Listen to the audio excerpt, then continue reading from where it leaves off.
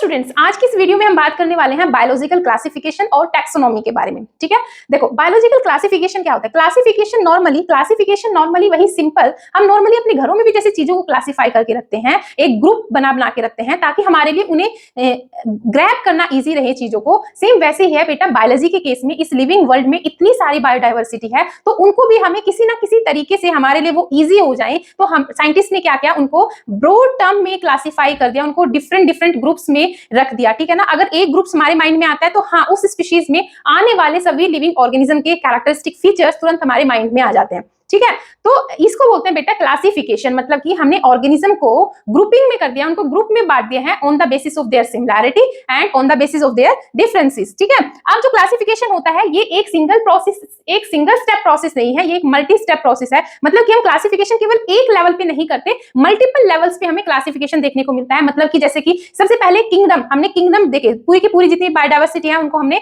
5 kingdom में divide कर दिया, जो कि जो अभी 5 किंगडम क्लासिफिकेशन जो कि मोस्ट एक्सेप्टेबल क्लासिफिकेशन है, उसके अकॉर्डिंग जितनी भी बायोडाइवर्सिटी है उसको हमने 5 किंगडम में डिवाइड कर दिया, 5 ग्रुप में रख दिया उनकी सिमिलैरिटी और डिफरेंसेस के बेसिस पे। ठीक है ना, लेकिन सिर्फ यहाँ इसी लेवल पे क्लासिफिकेशन नहीं है, उसके आगे बेटा हमने फिर फाइलम लिए, उसके बाद में फिर हमने ऑर्डर, क्लास, फैमिली, तो इस तरीके से हमने आगे भी फर्दर उनको क्लासिफाई किया, फर्दर उनकी ग्रुपिंग की। मतलब कि ये एक मल्टी स्टेप प्रोसेस है, केवल एक लेवल पे क्लासिफिकेशन नहीं हुआ है, मल्टीपल लेवल पे क्लासिफिकेशन हुआ है, जिसको हम टैक्सोनॉमी हायरार्की बोलते हैं। ठीक है, अब टैक्सोनॉमी क्या होता है। टैक्सोनॉमी मतलब कि टैक्सोनॉमी एक ऐसी ब्रांच है साइंस की जिसमें हम क्लासिफिकेशन को स्टडी करते हैं। क्लासिफिकेशन की एक ब्रांच है टैक्सोनॉमी। अब इसमें होता क्या है, इसमें कुछ स्टेप्स को फॉलो करते हैं, कैरेक्टराइजेशन करते हैं, आइडेंटिफिकेशन करते हैं और नॉमेनक्लेचर करते हैं। कैरेक्टराइजेशन मतलब कि कोई भी स्पीशीज, कोई भी ऑर्गेनिज्म हमें कहीं मिल जाता है तो हम क्या करेंगे, सबसे पहले हम उसको उसके कैरेक्टर्स देखेंगे, फिजिकली जो मॉर्फोलॉजिकली हमें उसके कैरेक्टर्स दिखाई दे रहे हैं, तो उन कैरेक्टर्स को स्टडी करेंगे। वो कैरेक्टर्स हम नोट कर लेंगे, अच्छा इसके पास ये चीज है, ये चीज है, ये ऐसा दिख रहा है, इस टाइप से दिख रहा है। ठीक है ना, तो उन कैरेक्टर्स को नोट कर लेंगे। उसके बाद में उन कैरेक्टर को नोट करके हम जो आगे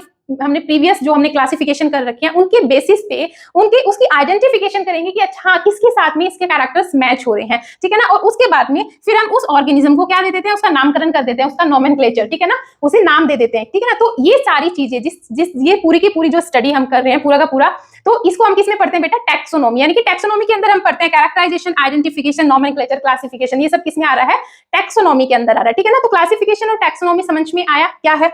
उसके